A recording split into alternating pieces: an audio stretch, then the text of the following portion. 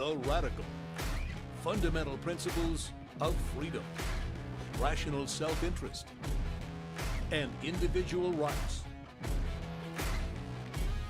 This is the Yaron Brook Show. All right, everybody, welcome to Yaron Brook Show on this Wednesday, March 27th. I hope everybody is doing fantastic. All right, we've got I think a full show, and I do have a hard stop at 4 p.m. East Coast time. I was just on a call, so literally went right off on a call planning the conference in Argentina to write to this, with the conference in Argentina where Milei will be visiting, yeah, right to this. All right, so let's jump right in because we don't have a lot of time. We're gonna just start with an update from the war in Gaza, and so a few things I think worthwhile saying.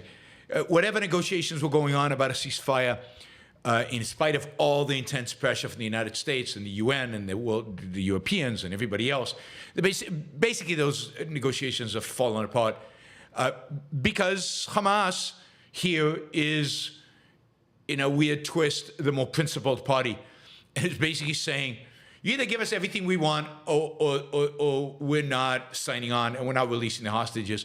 And basically what they want is an Israeli retreat, and they want to win.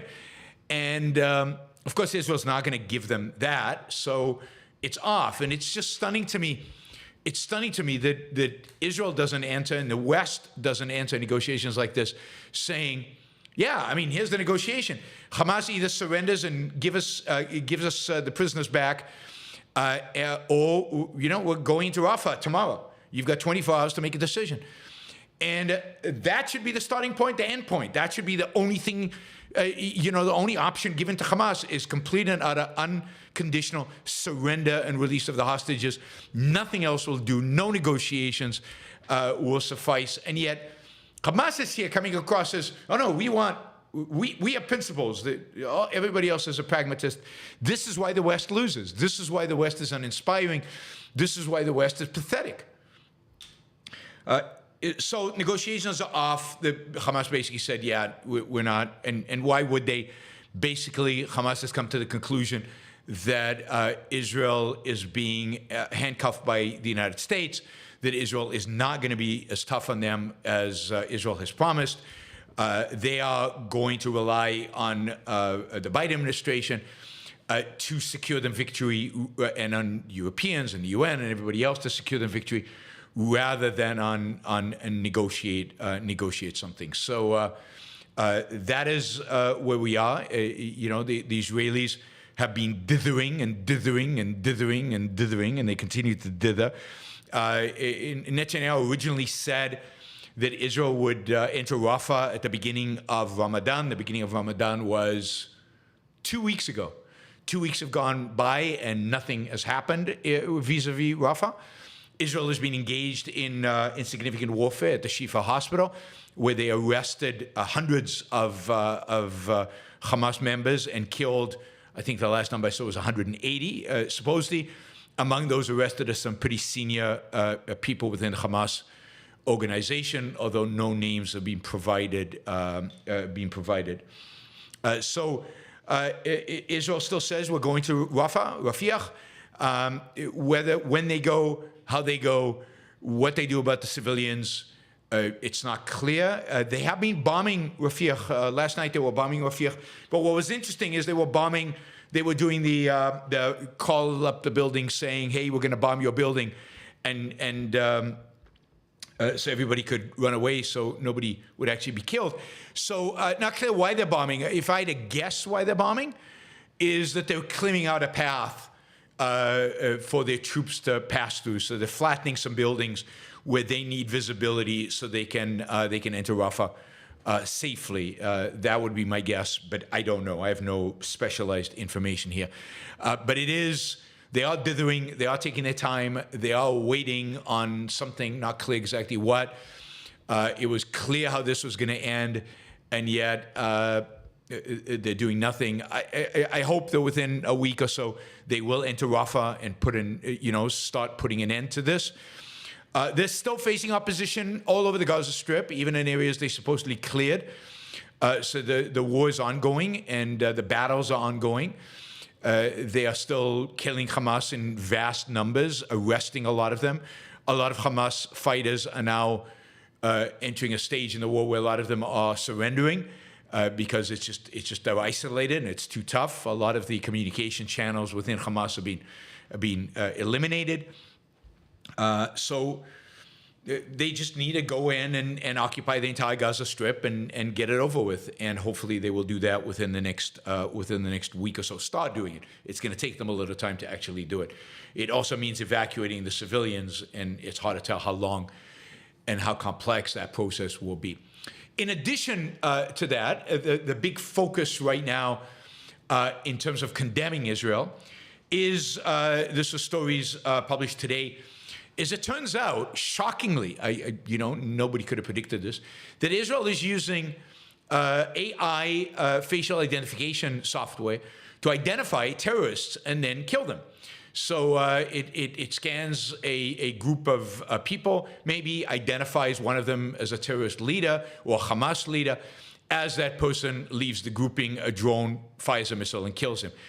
And they've been using this AI technology, I think, inside the hospitals and other places to identify Hamas members who are pretending to be maybe doctors or pretending to be patients or whatever. So they're using AI facial identification. People are flipping out over this. I guess they're concerned about privacy in the middle of a war. I don't know. But you would think that people who worry about civilian casualties will be celebrating this. This means that Israel doesn't have to round up and arrest thousands of people and then interrogate them and then figure out who are the few that are Hamas members.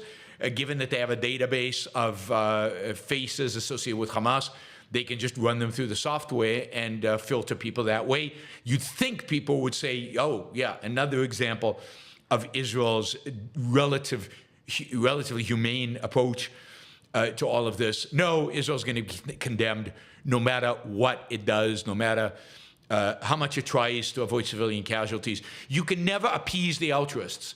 There's no level of appeasement of the altruists except one thing. There's only one thing that will silence and appease the altruists, and that is defeat, surrender, self-sacrifice, but not self-sacrifice to margin, complete sacrifice, complete annihilation, complete defeat. That is the only thing that will satisfy the altruists.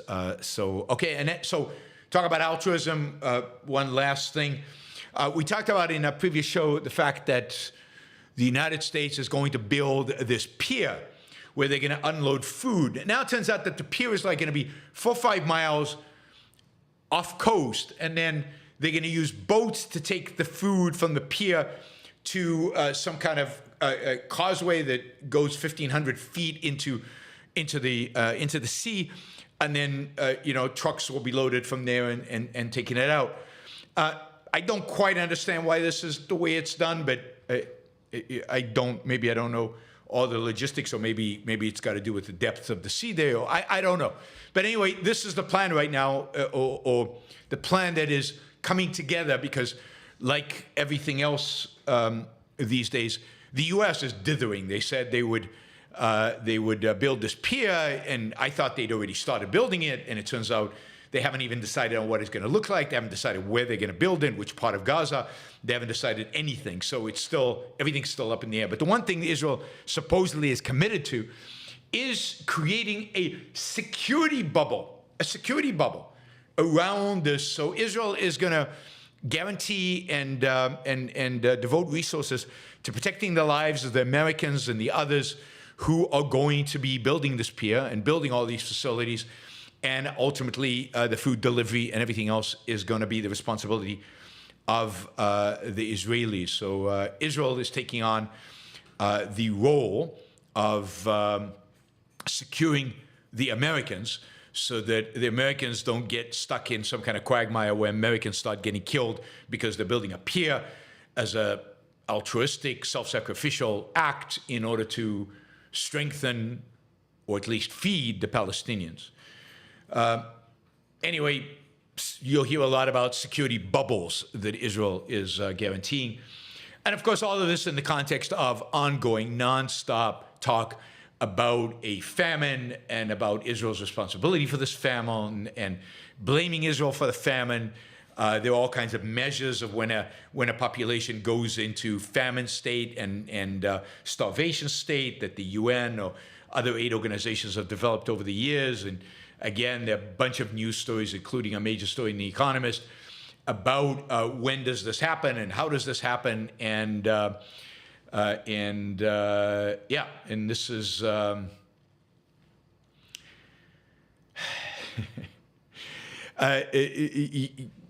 everything's being blamed on Israel, and Israel, of course, is feeling guilty. So part of all this food and building piers and all of this has to do with that. All right, let's see.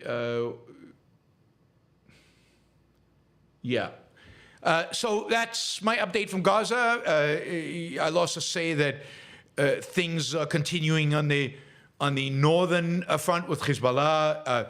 Israel bombs them, kills a bunch of them. They bomb Israel. Israel bombs them back, and they bomb Israel. And it's tit for tat. The tit for tat in the northern frontier is continuing. Hezbollah has not yet launched missiles deep into Israel. They focus just on the border area. They've still got well over 100,000 rockets that can reach deep into Israeli territory, that they have not yet launched because they don't want to give Israel an excuse, in a sense, to invade Lebanon and really hurt them and really take out their entire infrastructure. But they're holding that back in reserve, and it's likely to happen at some point. So again, stuff in Gaza, stuff in Israel, generally still incredibly unstable, hot, and warfare continues, even though I think much of the media and many of you are probably already tired of this topic and have moved on to other things. Talk about moving on to other things. Robert F. Kennedy has chosen his VP candidate. Robert F. Kennedy is running for president. He's having a really hard time registering in all the different states, registering as an independent in all the states. A lot of states make it very, very difficult to register. The Democratic Party, which is convinced RFK will draw more votes from the Democrats than he will from Republicans, is worried about him swaying the election to Trump and is making it very, very difficult for him to register as an independent in all these other states. Robert F. Kennedy is still trying to potentially be the libertarian candidate for president. It will be really funny if he succeeds in doing that. It will completely empty the concept of libertarian from any meaning, particularly given his VP choice. But he is still trying, because the advantage of being a libertarian is the Libertarian Party is already registered in all the states, and therefore he will be on the ballot in every single state. I doubt it'll happen. But I doubt it'll happen because he supports Israel, and the libertarians flip out against anybody who supports Israel. That's the one litmus test. You can be a socialist and run as a libertarian, but you can't be pro-Israel and run as a libertarian. That is the ultimate test for that wacky, crazy, insane political party. Anyway, RFK chose as his running mate, as his vice presidential candidate, Nicole Shanahan. Nicole Shanahan is a patent lawyer. She grew up in a low-income household. She has been very, very successful. She, among other things, married one of the founders of Google. And when she got divorced, I think she got a lot of money. So since then, she has been a philanthropist. She has been a venture capitalist. She has invested in a lot of companies. But she's also been willing to open up her checkbook for RFK's campaign. And as a consequence of that, RFK, I think, has made a VP candidate to a large extent because he needs her money in order to try to register in these states. Registering in the states costs a lot of money, and RFK has no money, so he is brought in a deep pocket to run with him. Hard for me to say on how many issues she actually agrees with RFK. Hard to tell. Supposedly she's pro-vaccine, but she's also said some anti-vaccine things as well, so it's hard to tell. But what we do know is that she is, and it is consistent with RFK, she's a rabid environmentalist. She is a real progressive, a real leftist, and consistent, I think, with RFK's true nature. He's on the far left, in spite of his support for Israel, and in spite of some issues in which he might not appear to be very far left. I don't think RFK might take a few votes from Donald Trump, some of the conspiracy theory stuff, but I think he mainly appeals to the far left because of his environmentalist record and his socialist views on so many things. He is far from being a libertarian on anything. He hates big pharma, he hates big tech, he hates pretty much anything. Just to give you a sense of his VP pick,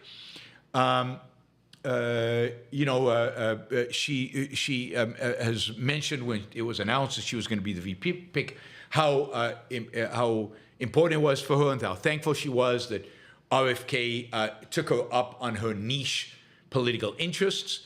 Those include toxic chemicals in the soil. She's produced 2 films around toxic chemicals in the soil. This is a quote from her. Healthy soil is the foundation of healthy food. It is the foundation of a healthy ecosystem, and it is our answer to climate crisis. It is the foundation of a healthy economy. But what politician beside Bobby Kennedy do you ever hear talking about soil? None. So I'm glad they finally have discovered the real source of economic and cultural angst in the United States. It turns out it's not creeping statism. It turns out it's not anything else except that. It's literally dirt. It's soil. It's the quality of soil. That is the real thing that is preventing this country from achieving its potential.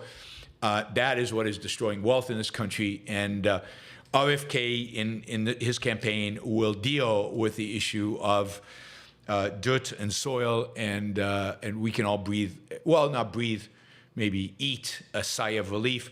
Eat something of relief, so that because the world will be fixed once we fix our soil. I'm so glad people are going directly to the fundamentals and the essentials of what needs to be dealt with if we are going to live in a better world. All right. RFK, can't vote for him. I mean, there's just no way. I mean, it's enough that he's the vaccine stuff, but then all his other environmental nonsense and he's just a nut job. So no, can't vote for him. Can't vote for Biden. Can't vote for Trump. I don't know. Cornel West maybe. Go with the explicit Marxist. Just get it over with. I'm kidding. I know. The headlines are going to be striking. All right. Minimum wage. There's always this debate about minimum wage. Is raising the minimum wage going to actually decrease employment? Is there a relationship between minimum wage and unemployment? It's pretty clear that there is. It's pretty much economics 101. It's not that hard to see it. But in a world in which we live, we need to, when it happens, we need to emphasize the fact that it is happening, because so many people do not want to believe it, although I'm not sure pointing out any particular phenomena will convince anybody of anything. It turns out that fast food workers are losing their jobs in California as restaurant chains are preparing to meet the $20 minimum wage, right? Minimum wage that goes into effect really next week. We're already at $20, right?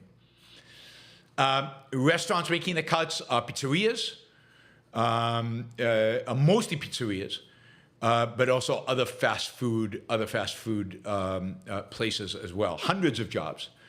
They're cutting back on hours, not just on the jobs themselves, but also cutting back on hours. And they are freezing hiring. There's only so much they can raise the price of pizza to cover the increase in the minimum wage increase. They ultimately have to make a living, right? So Pizza Hut has announced that it is cutting 1,200 delivery jobs in December. And all of this is really a consequence of the minimum wage. What they're doing is they're transferring their delivery service to a third party.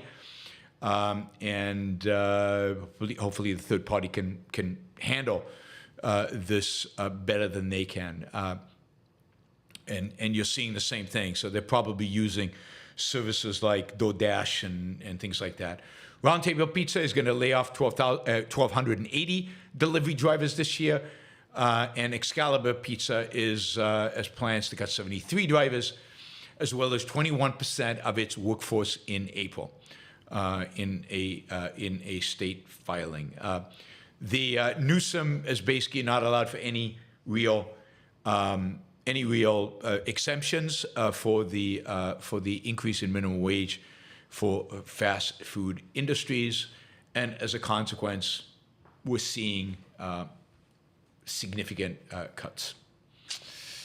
Chipotle, on the other hand, is increasing prices to comply with the minimum wage increase. Starbucks is evaluating what it's going to do, but it will probably see a combination of both increasing prices and some layoffs. So minimum wages have a cost, and the ultimate cost is that the people who are least able to deal with it will lose their jobs. The people who are the least productive, the people who create the least value, the people who just don't live up to $20 an hour, and therefore the people who are least likely to be able to find jobs elsewhere. I'm sure you will see more and more in California innovations like ordering off of iPad-type devices.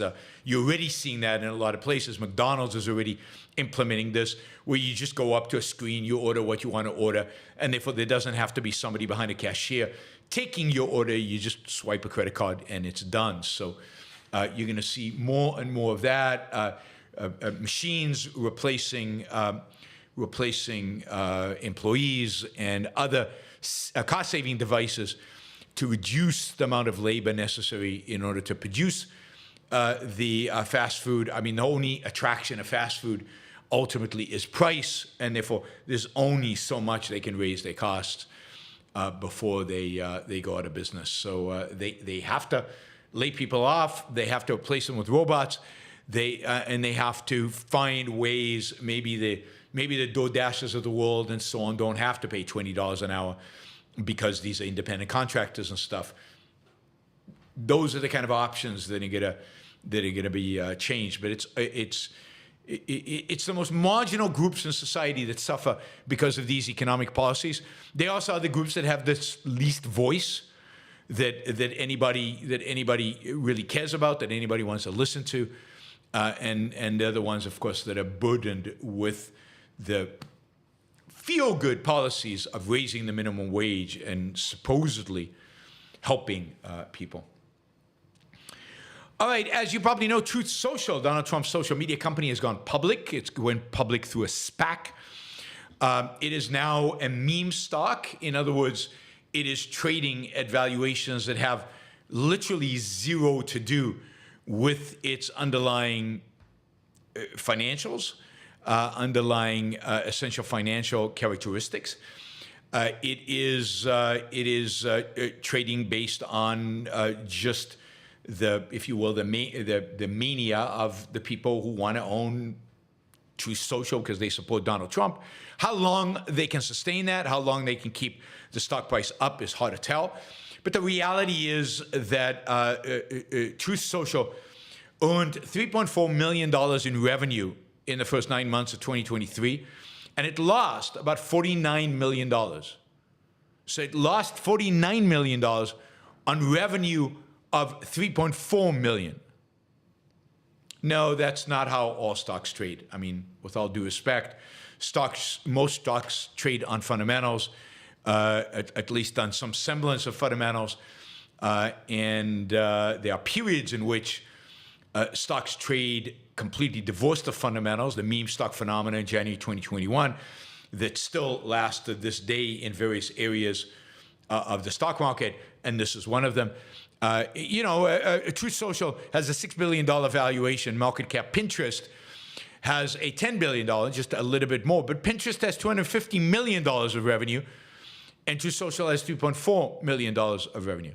So, Twitter, which has actually less revenue than Pinterest, has a $24 billion market cap.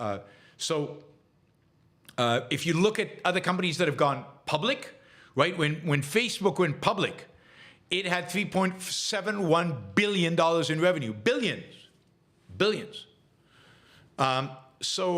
Truth Social is being hyped up by MAGA. It'll be interesting to see if they can keep it going for 6 months so that Donald Trump can sell. He can't sell for the first 6 months. So while his wealth on paper has skyrocketed into the gazillions, until he actually sells, it doesn't count. And whether MAGA can keep that price up for him to be able to sell to them, and they take the loss, and for 6 months, it's not clear, but it's stupidity on steroids. It's what happens. I mean, Truth Social is a complete and utter business disaster that gains valuation because of hype.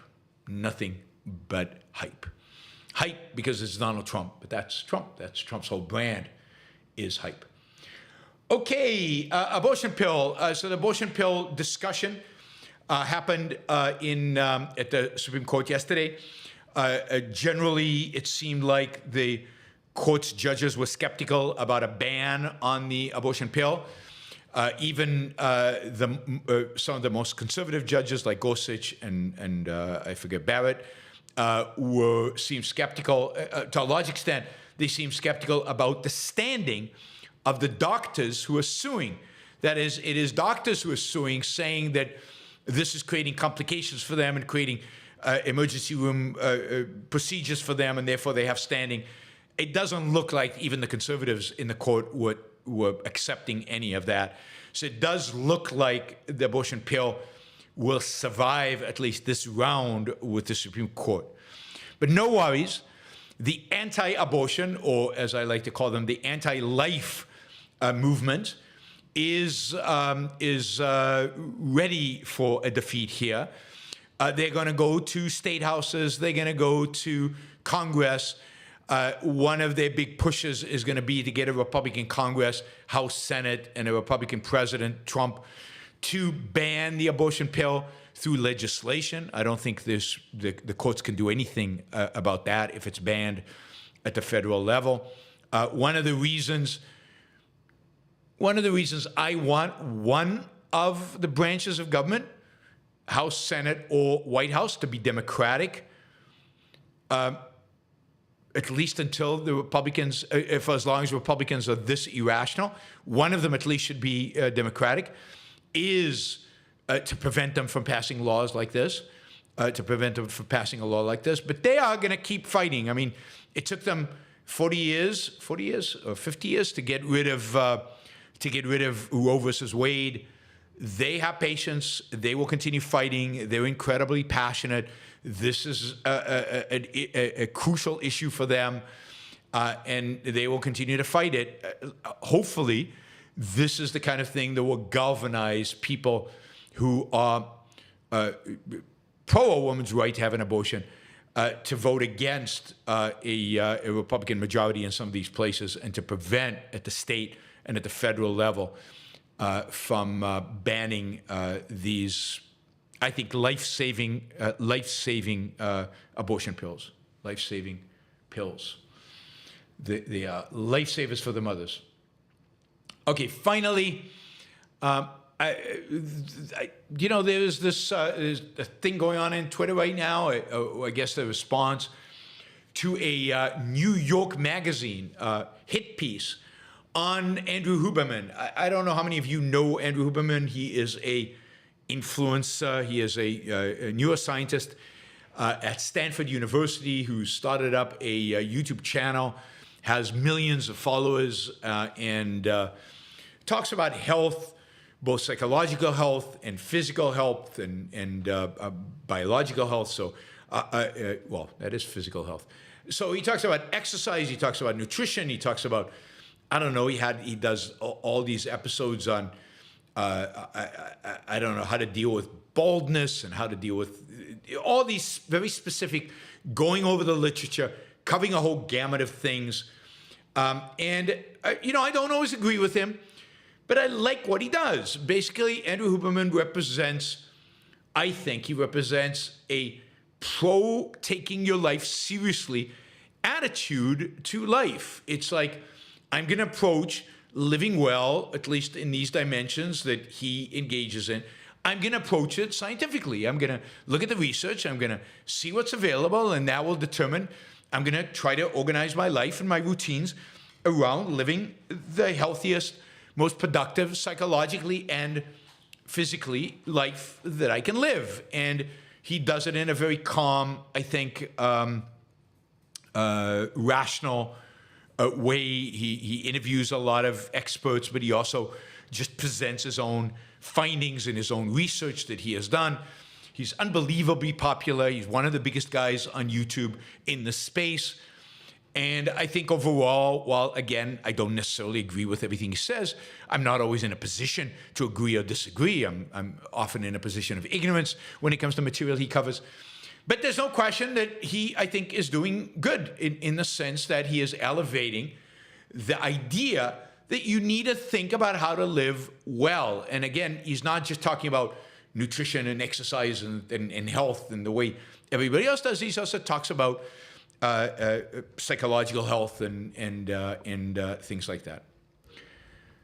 All good stuff, all good, at least in terms of, let's have a discussion about this without necessarily having agreed with everything he says. So there was a piece on him in New York Magazine, and it was like really 8,000 words, a long piece, really going after him for his sex life, right? So it turns out that Huberman likes to date multiple women at the same time, and he lies to them. He doesn't tell them about the other. He tries to juggle this, and I guess there was a situation where he was dating 5 women at once and trying to juggle all those relationships all at once. And ultimately, they all found out about it, and they've all created like all these women, the 5 women have created like they've all bonded, and they became friends. I think there was a movie like this. And they've gone public with this, and they're accusing Huberman of deceit and all this stuff. Not legally, but just in a public eye, and this New York Magazine story is based on this. And it's like, all right, I mean, the guy's obviously flawed. It sounds like immoral and wrong for him to be doing this. It sounds like not something good, and probably goes against the advice he would give himself if he was on his own show. If he asked that question in his own show, my guess is he would give advice against that kind of behavior. And he got caught, which is what happens when you do stuff like that, right? You get caught. So it's kind of silly and wrong, and if he lied to them, immoral, right? But okay, I mean, he's suffering the consequences, right? I mean, these women are ganging up on him, and it's going to be hard for him to establish trust and relationship with a woman in the future because of this. Now, I'm sure there are a lot of women going after Huberman. He's incredibly successful. He's healthy. He's a strong and healthy and successful man, and I'm sure that he has a lot of women chasing him. But he obviously is not, has issues which he needs to work on. Huberman, go work on them. But the idea of writing a hit piece on them at a prestigious magazine like New York Magazine, what's the point other than hatred of the good for being the good, or hatred of success for being successful, or just the pleasure and enjoyment of knocking somebody off his perch, devoting a big cover story for this? It's really ridiculous and stupid. And assuming this is all true, he's suffering the consequence of his actions. Yeah, you probably want to know about this so you don't take dating advice from Huberman. But beyond that, this piece is not really, emboldening. It's not really adding anything to anybody's life. It's not really any good. I don't want to compare him to Andrew Tate because I don't think I think he has real value. Andrew Tate has no value, zero, zilch, nada. Whereas I think Huberman does. All right.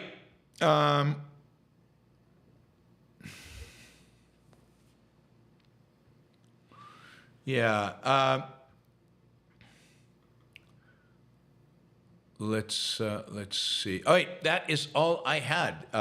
Remind you that we are sponsored by the Ayn Rand Institute. They are now accepting scholarship applications from students and from young objectivists who are interested in studying objectivism for the conference in Anaheim, for OCON in Anaheim.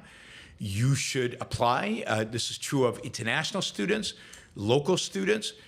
You get a free pass. You get, I think, all expenses paid. So please apply. You can go to aynrand.org/start here and apply. I'll be there. Lots of the Ayn Rand Institute intellectuals are going to be there. It's a great event. It's a lot of fun. It's exciting and stimulating. And I hope to meet a lot of you there. And I hope a lot of you go to the website and apply now. All right. All right.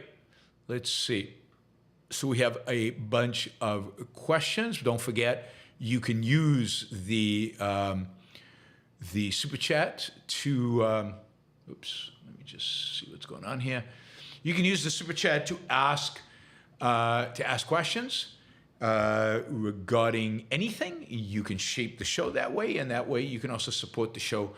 Remember that ultimately the show is member supported, listener supported, right? And pointing that out, I hope doesn't offend any of you guys.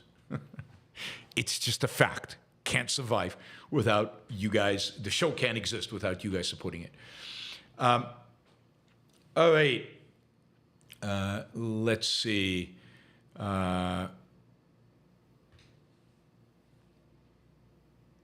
All right, let's start with John, who asked this question way before the show even started. John says, isn't loyalty, at the end of the day, a loyalty to one's own values? If that's correct, does that make loyalty and integrity the same thing? Or is loyalty geared towards standing beside others when they reflect one's own values? If we acknowledge it, all right, that's a different question. Okay, so loyalty. I mean, I think loyalty is a virtue under integrity. And I do think that loyalty primarily relates to one's relationship with others. Loyalty to oneself. You're loyal to one's own values.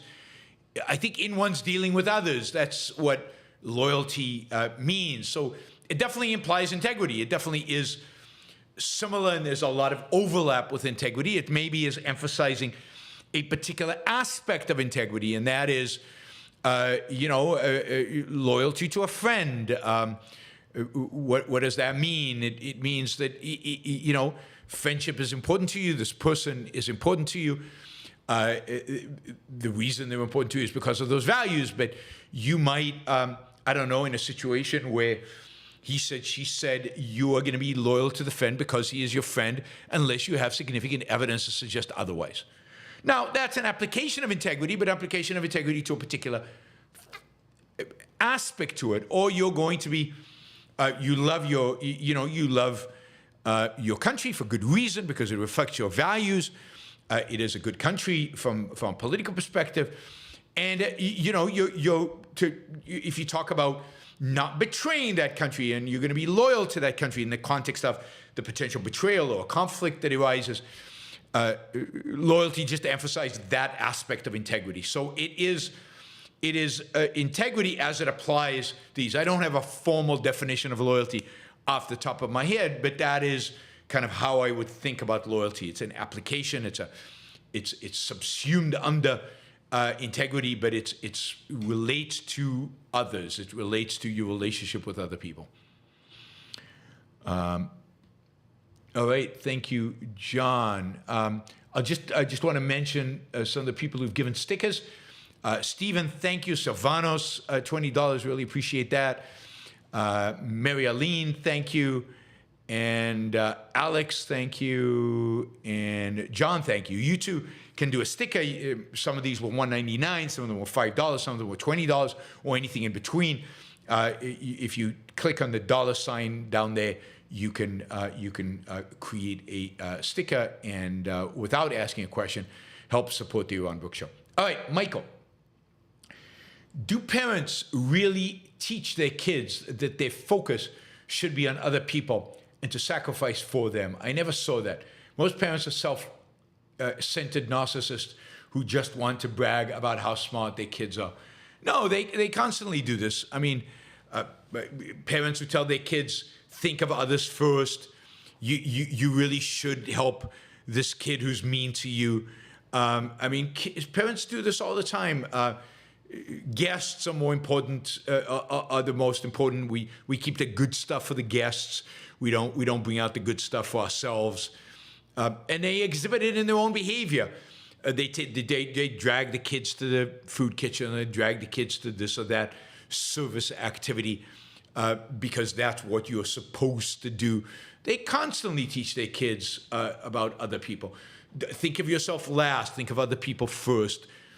I was told that, and that was exhibited in a variety of different ways, in a variety of different places, again, and how you treat other people.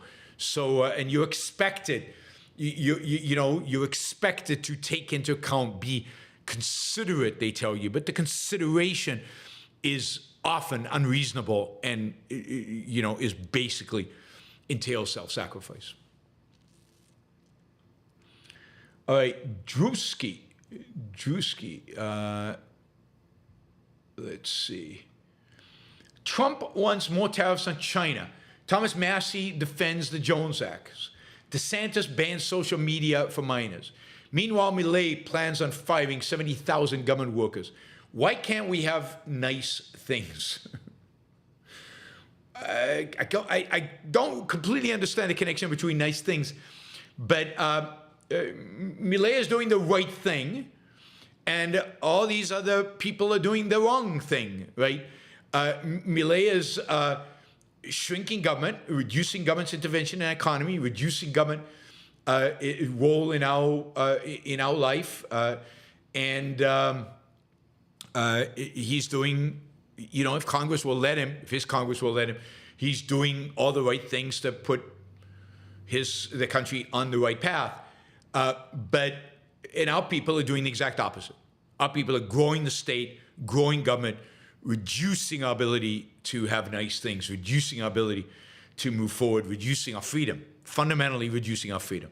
And Massie is doing this in the name of being the most libertarian congressman. It's just unbelievable. And yeah, I talk about this all the time. I mean, it's insane.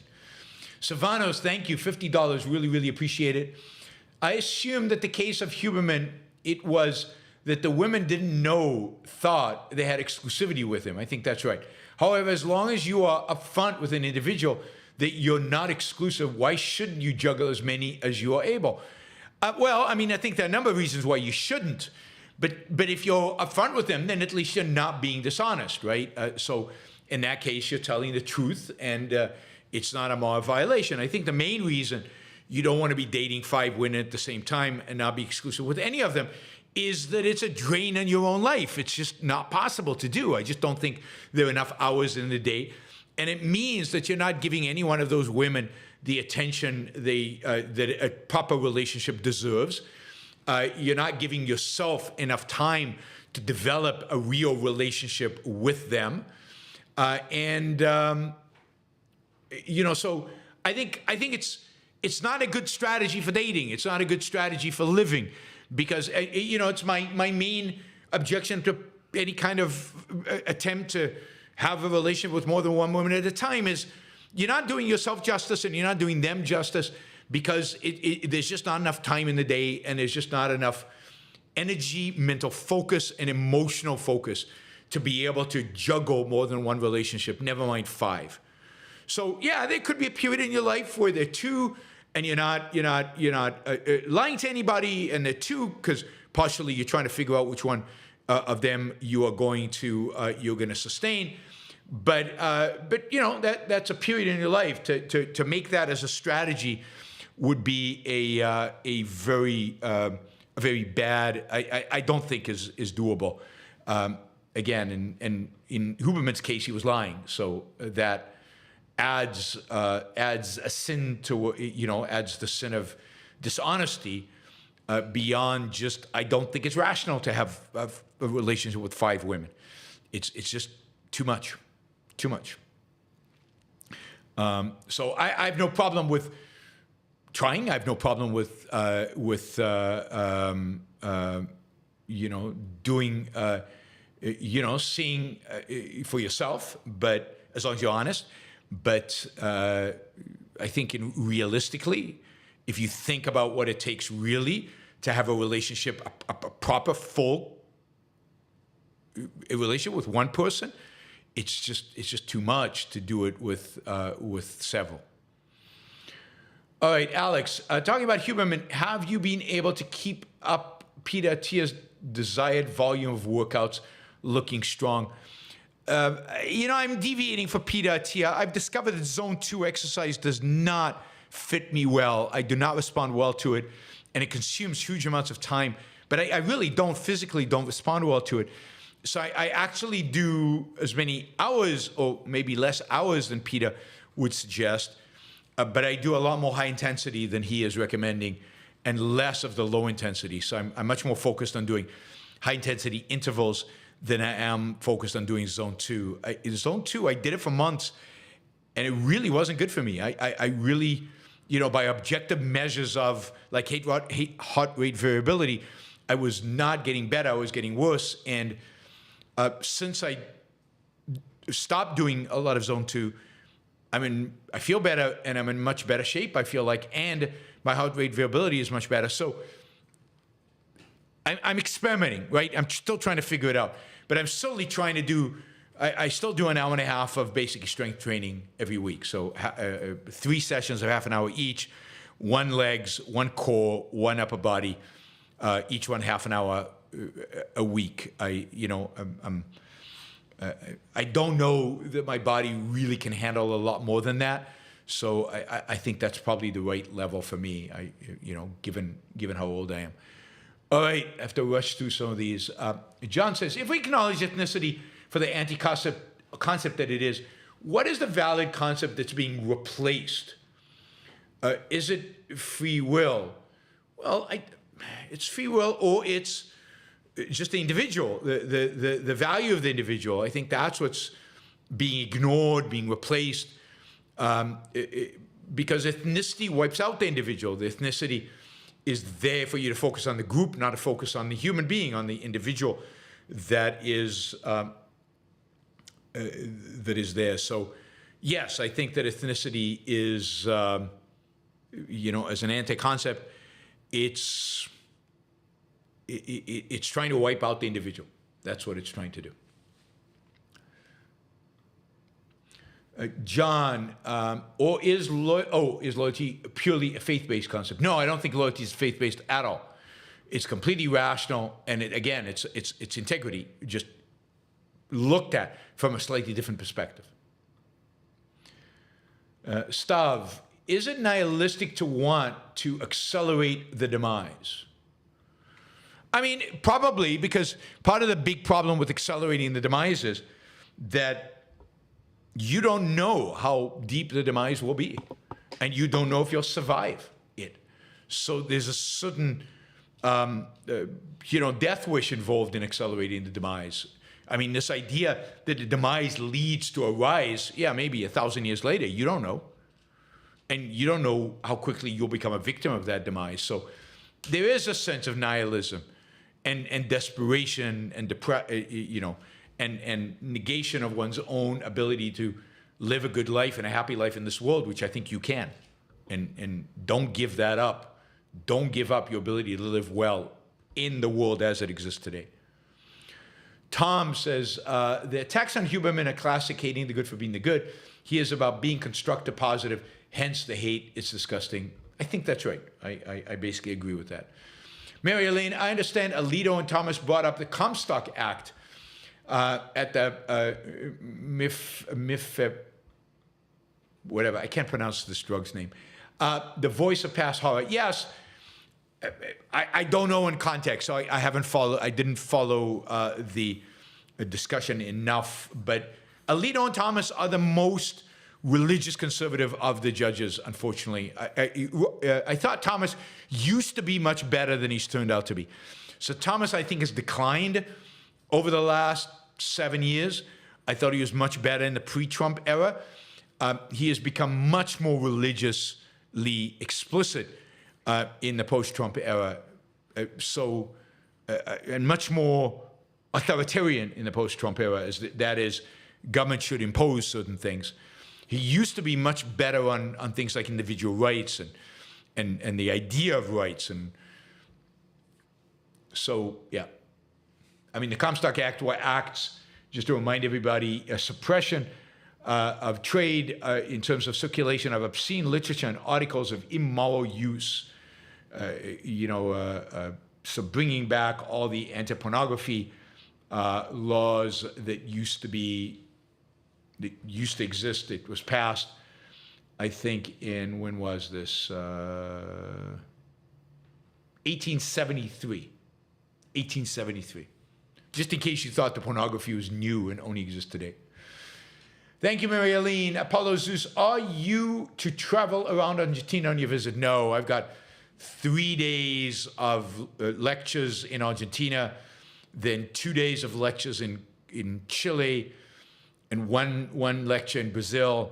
So it's going to be pretty tight. I hope to eat at some good restaurants in Brazil and in Buenos Aires, and maybe even in Chile. Chile has some phenomenal restaurants. I went to one of them last time I was there. So I'm pulling out my best 50 restaurants in Latin America list, and I'm going to try to see how many of those restaurants I can hit while I'm there. Paulo says, I consider Huberman a lightweight in terms of numbers. I don't know what numbers you're talking about. So numbers in terms of the number of women he dated. So he only did 5 simultaneously. Apollo Zeus can do 7. All right, thanks, guys. Thank you, everybody. Yes, I will leave Latin America on Tuesday.